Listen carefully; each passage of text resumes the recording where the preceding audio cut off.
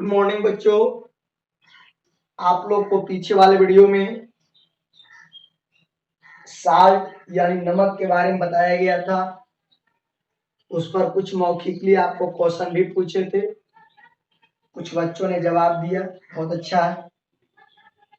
और आज हम आप लोग को जिसके बारे में समझाए थे, साधारण नमक के बारे में, आयोडीन युक्त नमक के बारे में और सेंधा नमक के बारे में और काला नमक के बारे में, मैं फिर से उन पर थोड़ा प्रकाश डालते हैं। इसके बाद उसे लिखा जाएगा। आइए हम लोग शुरुआत करते हैं साधारण नमक से। साधारण नमक का रासायनिक नाम है सोडियम क्लोराइड। क्या नाम है? सोडियम क्लोराइड, जिसका अणुसूत्र होता है NaCl। यही है साधारण नमक। समझ रहे हैं? यह साधारण नमक है जिसका रासायनिक नाम है सोडियम क्लोराइड।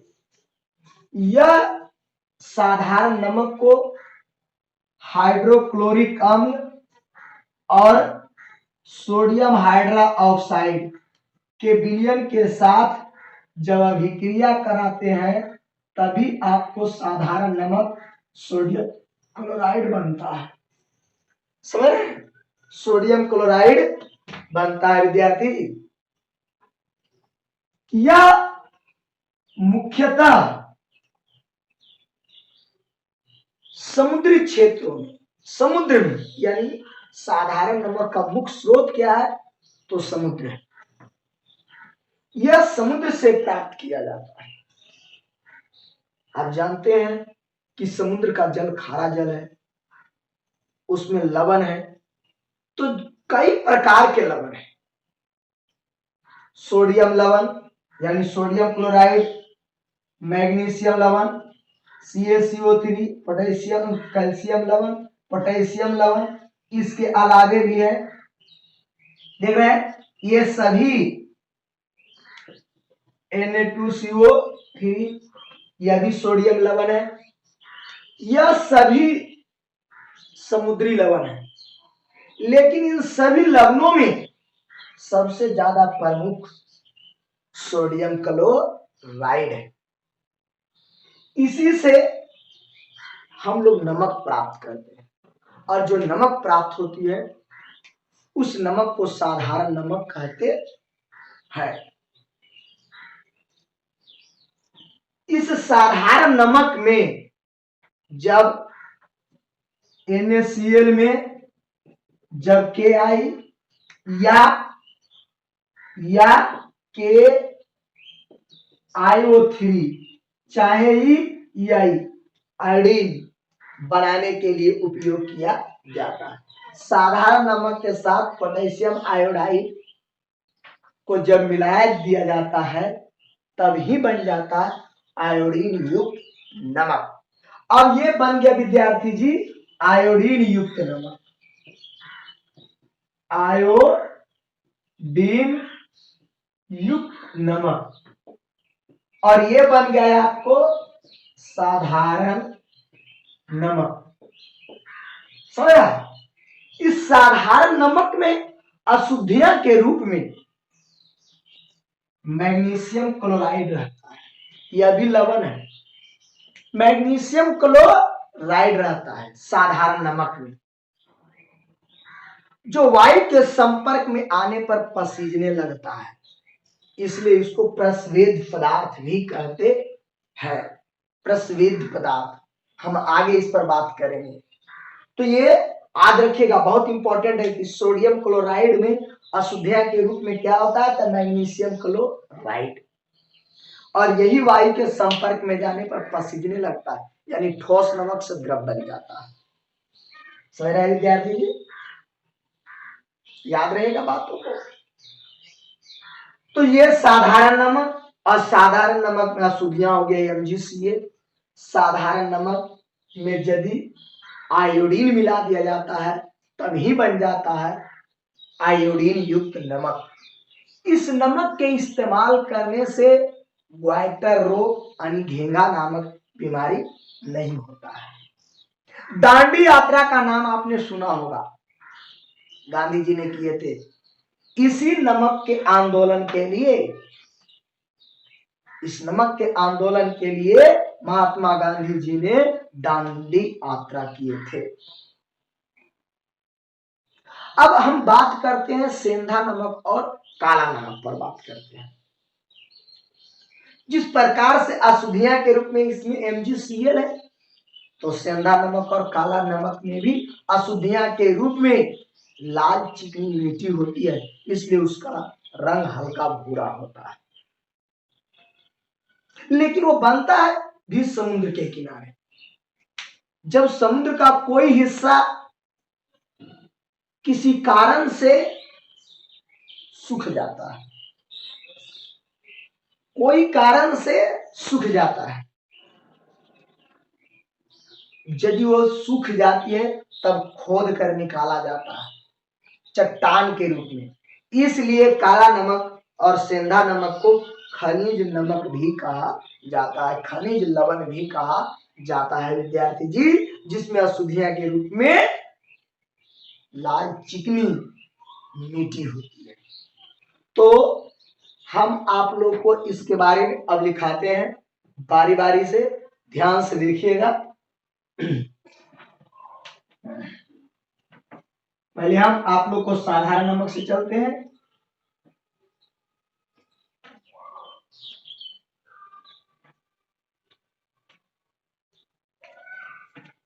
साधारण नमक क्या है?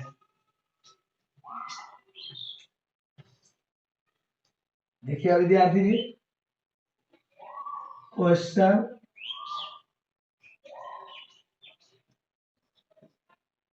साधारण नमक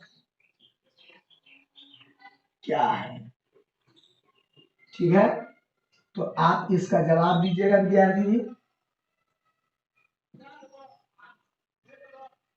साधारण नमक का रासायनिक नाम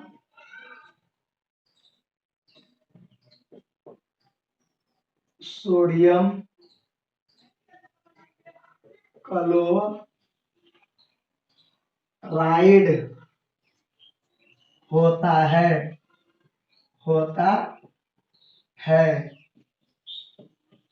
जिसका अणुसूत्र NaCl है। जब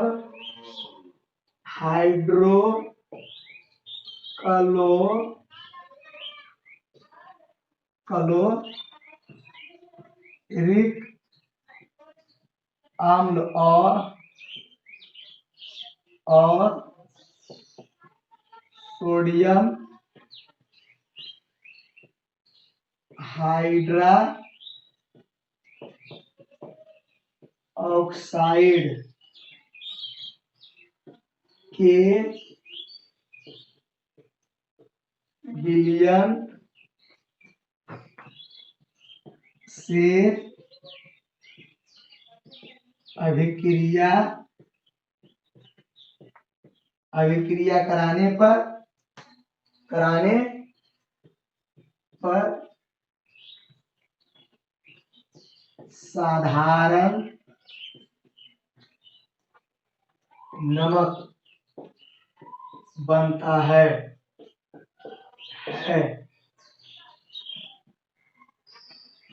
ACl हाइड्रोक्लोरिक अम्ल हुआ, ये सोडियम हाइड्रा ऑक्साइड हुआ, NaCl ये हो गया साधारण नमक, जल हुआ। यहाँ पर लिखना है साधारण नमक का मुख्य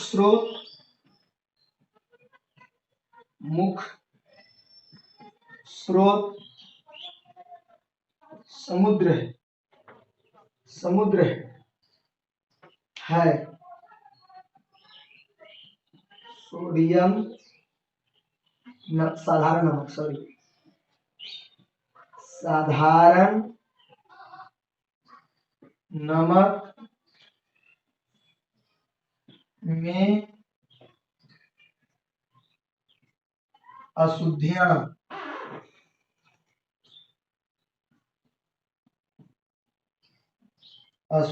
के रूप में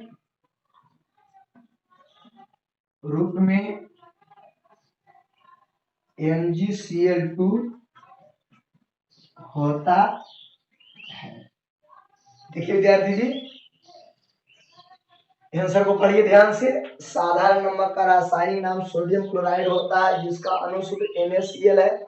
जब हाइड्रोक्लोरिक अम्ल और सोडियम हाइड्रोक्साइड के विलयन से विक्रिया करने पर साधारण नमक बनता है। देखो ये हाइड्रोक्लोरिक अम्ल हुआ, ये सोडियम हाइड्रोक्साइड हुआ, ये रासायनिक अभिक्रिया को दर्शाता है। सोडियम साधारण नमक बन गया।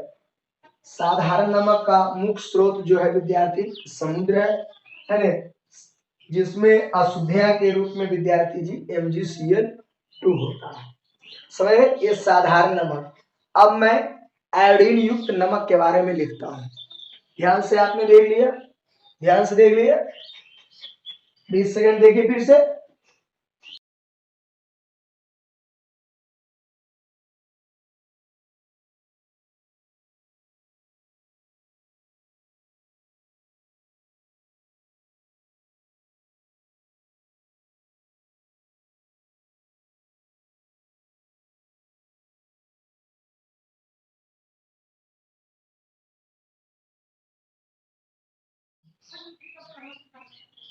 देखिए विद्यार्थी, आयोडीन युक्त नमक के बारे में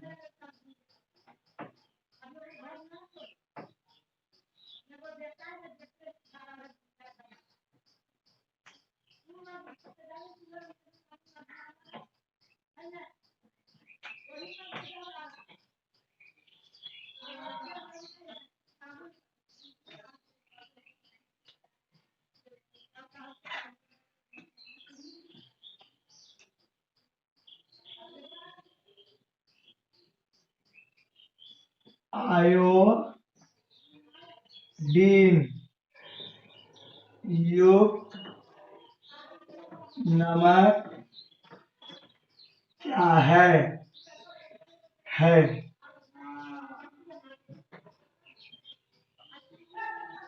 इसके लाभ को लिखें। देखिए विद्यार्थी, तो जवाब हुआ है आपका, जब साधारण नमक में पोटेशियम आयोडाइड और या KiO3 को मिलाया जाता है। जब साधारण नमक में KiO या KiO3 को मिलाया जाता है तो आयोडीन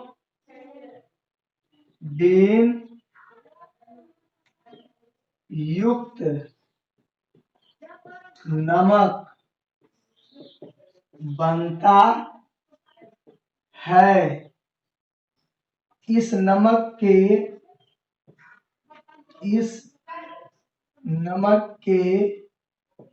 उपयोग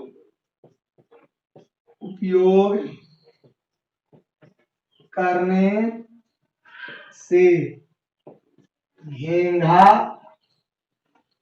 रोग, ग्वाइटर इसी बोलते हैं, घेंघा रोग नहीं होता है।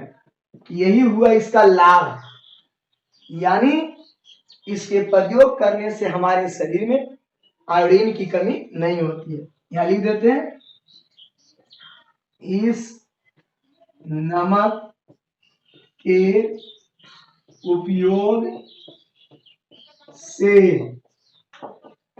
शरीर में आयोडीन की कमी नहीं होती है। ये तारीफ याद दीजिए, समझ रहे बात को। साधारण नमक में पोटेशियम आयोडाइड को मिलाए जाते हैं, तब जाकर के आयोडीन युक्त नमक बन जाता है। इस नमक के उपयोग करने से हमारे शरीर में जो लाभ मिलती है, फायदा होता है, वो आयोडीन को संतुलन बनाए रखता है, आयोडीन की कमी नहीं होने देती है। आयोडीन की जब कमी आपके शरीर के अंदर हो जाएगा तो घेंगा नामक रोग होगा। समझ रहे बातों को आपके सामने में। इसी को अंग्रेजी में ग्वाइटर रोग भी कहा जाता है। तो आप इसको गौर से 20 सेकेंड तक पढ़ें। मैं आगे सेंधा नमक और काला नमक के बारे में 2 शब्द लिखते हैं।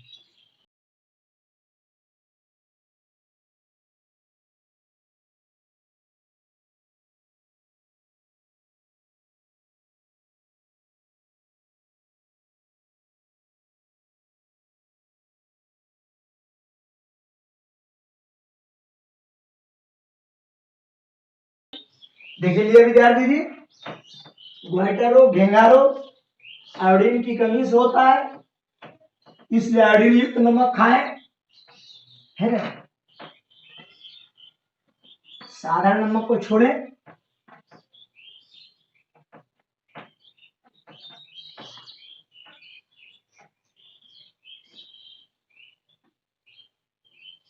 देखिए क्वेश्चन विद्यार्थी जी,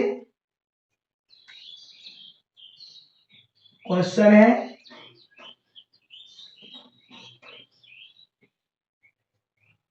सेंधा नमक और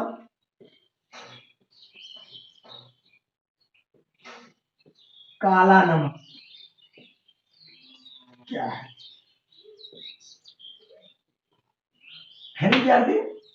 सेंधा नमक, काला नमक, इसको खनिज नमक भी कहते हैं, क्योंकि जब समुद्र के किनारे समुद्र के कोई हिस्सा किसी कारण से जब सूख जाता है तो काफी समय के बाद वह ठोस पदार्थों में रूपांतरण हो जाता है। उस ठोस पदार्थ को खोदाई किया जाता है, तब ये सेंधा नमक और काला नमक मिलता है।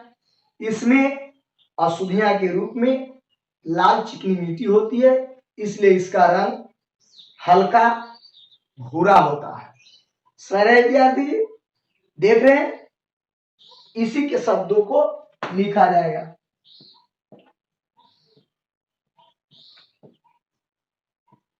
सेंधा नमक और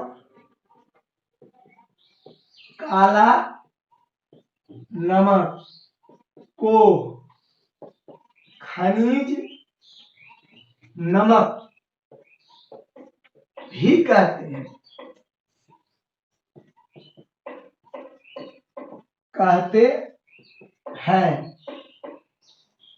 जब किसी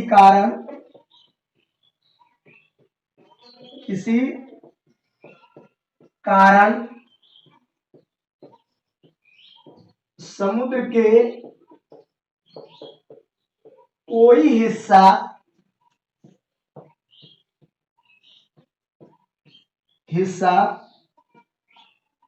सूख जाता है तो काफी समय के बाद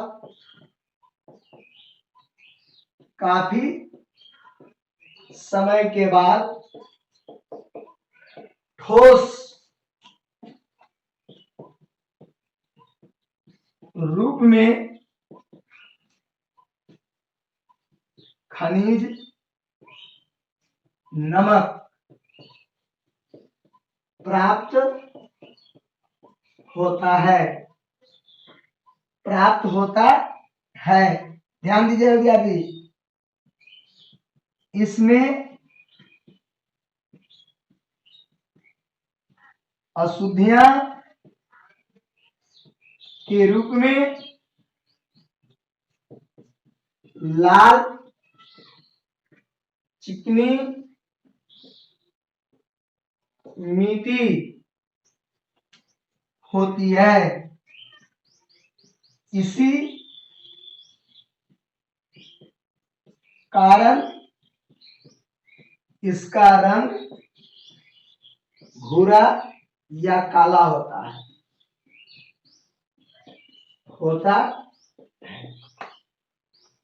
ठीक है विद्यार्थी जी। तो ये है आप लोग को सेंधा नमक और काला नमक के बारे में। दोनों की प्राप्ति एक जैसा होता है, निर्माण क्रिया भी एक जैसा होता है। यह एक प्रकार का खनिज पदार्थ है जो काफी समय के बाद इसका निर्माण होता है। समुद्र के किनारे होती है। जब समुद्र के हिस्से किसी कारण से सूख जाती है तब काफी समय के बाद खुदाई से यह नमक प्राप्त होता है। तो ये देखा है आपने नमक का पूर्ण डिटेल्स।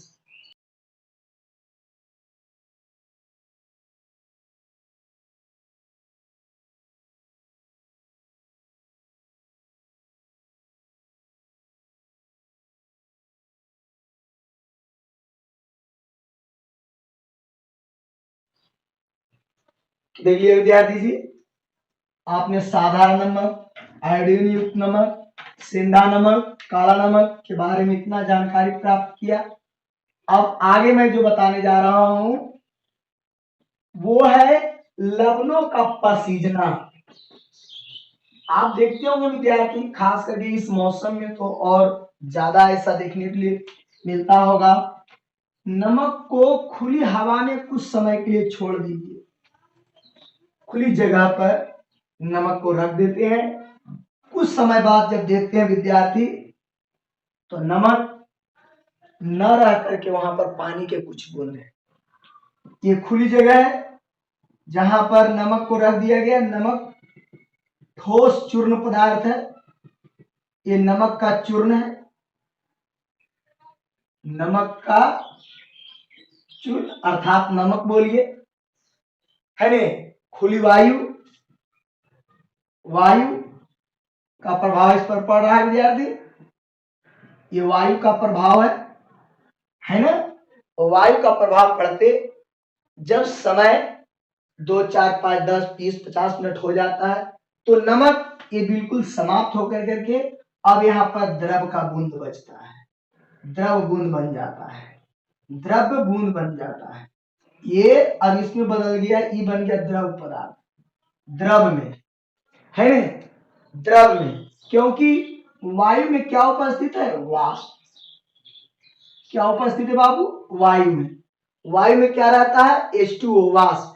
यही वाष्प को यह धीरे धीरे सोखता है, अवशोषित करता है। और जैसे जैसे अवशोषित करता है वैसे वैसे ये पिघल कर करके, पसीज कर करके धीरे धीरे द्रव में बदल जाता है। तो बदलने के इस क्रिया को लवणों का पसीजना कहते हैं।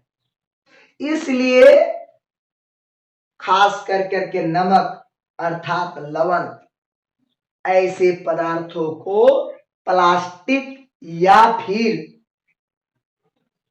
शीशे वाले बर्तनों में रखा जाता है। इन बर्तनों में अच्छी तरह से रखने के बाद ढक दी जाती है जिससे वायु प्रवेश नहीं करता। आप मिट्टी या किसी धातु वाले बर्तन में नहीं रख सकते हैं। मिट्टी वाला बर्तन, चूका ढकनी, ऐसे बर्तनों में नहीं रख सकते हैं क्योंकि वो ठोस पदार्थ तो है, मिट्टी ठोस है, लेकिन उसके अणुओं के बीच रिक्त स्थान होती है जिससे वायु धीरे धीरे प्रवेश करेगा और फिर आपका लवण जो रखे थे वो पसीज जाएगा। अब रह गई मेटल वाले बर्तनों में क्यों नहीं रखेंगे, तो चूंकि मेटल के साथ साल्ट जो है, लवण जो है रिएक्शन करेगा, इसलिए मेटल और मिट्टी ये दोनों वाले बर्तनों में साल्ट, नमक को रखना मना है। तो विद्यार्थी याद रहे, खुली वायु में भी छोड़ना मना है क्योंकि खुली वायु में छोड़ देने पर वायु में उपस्थित जल के सूक्ष्म अणु यानी वाष्प को धीरे धीरे अवशोषित करता है और ठोस चूर्ण से वह द्रव पदार्थों में बदल जाता है। जिसे लवणों का पसीजना कहते हैं, जिसे लवणों का पसीजना कहते हैं। जब किसी लवण में, अगला थ्योरी बता रहे हैं, जब किसी लवण में जल के अणु निश्चित अणु तो उसे क्रिस्टल या रवा जल कहते हैं। आइए CaSO4, इसमें 5H2O, देखिए ये निश्चित संख्या है। ये क्या है? निश्चित संख्या है। 1H2O रहे, 2H2O रहे, कुछ लोग इसको कहते हैं किसी यौगिक में गुना के रूप में जल रहे, गुना के रूप में जल रहे, तब उसको हम लोग रवा जल कहते हैं, क्रिस्टल कहते हैं। आप इसको समझने के तौर पर ऐसे ही बोल सकते हैं कि किसी यौगिक में उपस्थित जल के अणुओं को रवा जल या क्रिस्टल कहते हैं। इसमें क्रिस्टलों की संख्या कितनी है? 5। तो ये आप इसका जवाब इस प्रकार से भी दे सकते हैं अपनी भाषा में कि किसी लवण में उपस्थित जल के अनिश्चित संख्या को, जल के निश्चित अणुओं की संख्या को रवा जल या क्रिस्टल कहते हैं। इसे जिस विधि से पृथक किया जाता है, अलग किया जाता है, हटाया जाता है, उसे क्रिस्टलीकरण अथवा रवा जलीकरण कहते हैं। तो आइए मैं यहाँ पर दो चीजों के बारे में दिखाता हूं। लवणों का पसीजना से आप क्या समझते हैं? दूसरा, पहला हुआ लवणों का पसीजना से आप क्या समझते हैं, और दूसरा रवा जल के बारे में लिखाते हैं। तो आइए विद्यार्थी, देख रहा है कि नमक को रख दिया, वायु में जल के अणु, वाष्प जिसको कहते हैं, अवशोषित कर करके ठोस से कौची में बदल गया? द्रव में बदल गया। इस क्रिया को लवणों का पसीजना कहते हैं।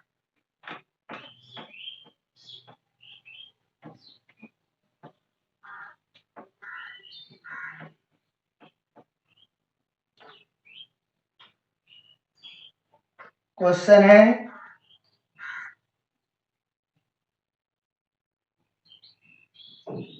लवणों का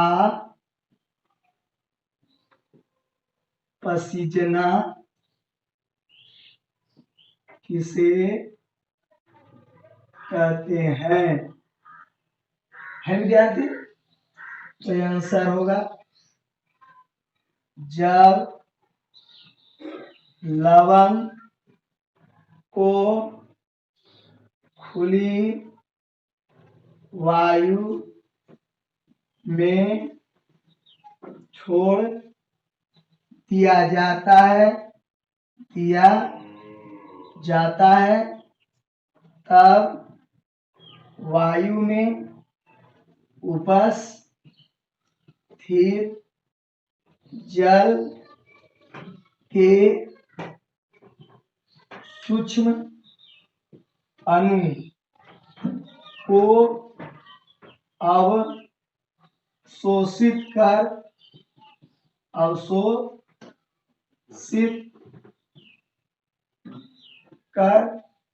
ठोस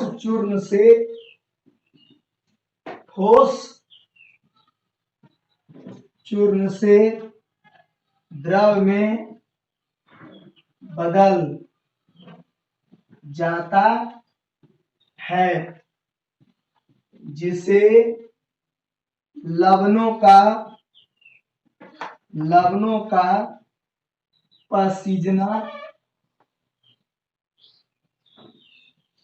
पसीजना कहते हैं। देखिए विद्यार्थी जी, आप इसको गौर से, जब लवण को खुली वायु में छोड़ दिया जाता है, तब वायु में उपस्थित जल के सूक्ष्म अणु को अवशोषित कर ठोस चूर्ण से द्रव में बदल जाता है, जिसे लवणों का पसीजना कहते हैं। आप गौर से इसको पढ़िए, ध्यान से देखकर।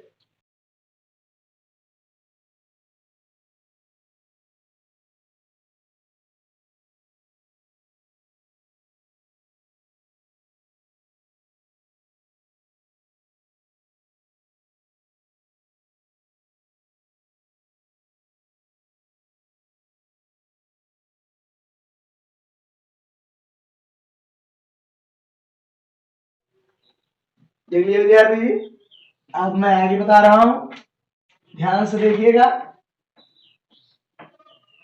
अब है आप लोग को रवा जल, क्रिस्टल, है ना, लवण के यौगिक में जितना जल के अणु रहेगा वही रवा जल या क्रिस्टल होगा। आप गौर करेंगे, क्वेश्चन, रवा जल क्रिस्टलन किसे कहते हैं? देखो आंसर होगा विद्यार्थी, लवण के एक अणु में उपस्थित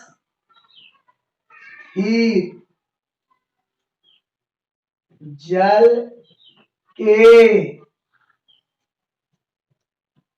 अणु को रवा जल कहते हैं। लवण के एक अणु में उपस्थित जल के अणु को रवा जल कहते हैं। देखिए कुछ उदाहरण लेते हैं। CuSO4,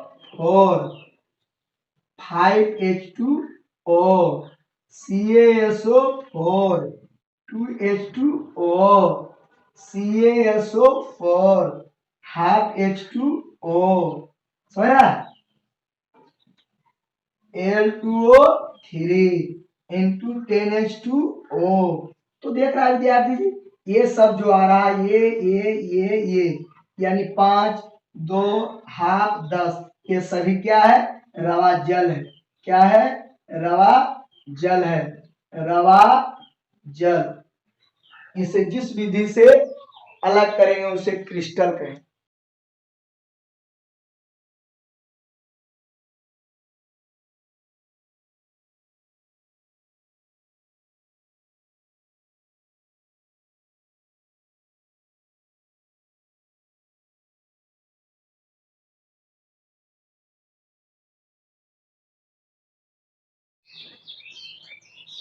तो देखिए विद्यार्थी जी, रवा जल किसे कहते हैं? तो लवण के एक अणु में जो जल के अणु है, ये देखिए लवण है, जल का अणु इतना है, लवण है, जल के अणु इतना है, लवण है, जल के अणु इतना।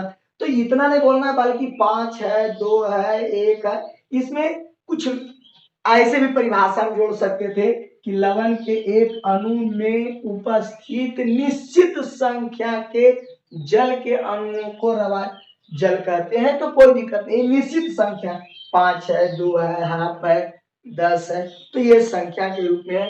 अथवा अपने शब्दों में बोल सकते हैं कि लवण के एक अणु में जो जल उपस्थित रहेगा उसी जल को ही हम लोग क्या कहेंगे? रवा जल कहेंगे, क्रिस्टल कहेंगे। इसे जिस विधि से अलग किया जाएगा उसे रवा जलीकरण या क्रिस्टलीकरण कहा जाता है। मैं आगे आप लोग को क्या क्या बताऊंगा, ध्यान से सुनिएगा। क्रिस्टलीकरण, शुद्ध करने की विधि, दूसरा खाने वाला सोडा, धोने वाला सोडा, व्यंजक चूर्ण, प्लास्टर ऑफ पेरिस, समझा? ये सभी बारे में बताना है। आप लोग का काम है कि बुक को पढ़िए और यदि किसी भी प्रकार का आपके मन में कोई भी क्वेश्चन हो तो अपने व्हाट्सएप पर जाकर करके लिखिए और हम तक भेजिए। मैं आपके क्वेश्चन के जवाब देने के लिए तैयार हूँ। 1 से 2 दिन में अब आपको एसिड, बेस, साल्ट समाप्त हो जाएगा। इसके बाद आप लोग को पुनः बायोलॉजी में ले चलेंगे। बायोलॉजी का जैव प्रकरण चौथा चैप्टर जो उत्सर्जन होगा उसके बारे में बताया जाएगा। और आप लोग टेस्ट की भी तैयारी करें। अगर जो टेस्ट होगा उसमें कुछ क्वेश्चन बढ़ाने की बात किया जा रहा है। और अगर जो क्वेश्चन को टाइमिंग होगा वो प्रत्येक क्वेश्चन पर टाइम दे दिया जाएगा कि आपको एक क्वेश्चन खुलेगा और इतना देर तक रहेगा, तभी उतना समय समाप्त होगा, तब दूसरा क्वेश्चन खुलेगा, तब तीसरा क्वेश्चन खुलेगा। समझ रहे बात को? इसलिए आप एकदम बिल्कुल तैयार रहें, तैयार रहिएगा, तभी आप लोग को अपने आप में कामयाबी दिखाइएगा विद्यार्थी। और यह अनुमान लगा लें हम आपके पास हो या ना हो, लेकिन आप अपनी सच्ची आत्मा से जब महसूस करेंगे तब हम आपके पास निश्चित होंगे और आपको हम जांच करते रहेंगे कि आप चोरी ना करें। आप अपनी अंदर आत्मा से सच्चाई मन से चोरी ना करें तो बेहद सुंदर की बात है। इस टेस्ट में 36 नंबर किसी बच्चे ने हाईएस्ट नंबर लाया, बहुत अच्छी की बात है। आप 40 लाइए, बहुत सुंदर की बात होगा। तो आने वाला टेस्ट में आप लोग को आंसर भेज दिया गया है। यदि किसी भी बच्चों को किसी भी प्रकार के आंसर पर उसे असुविधाजनक लग रहा है तो आप अपने व्हाट्सएप पर या कमेंट्स में लिख सकते हैं। तो फिर हम लोग इस चैनल पर अगले दिन मिलते हैं इसी वक्त के साथ। सभी विद्यार्थियों को जय हिंद।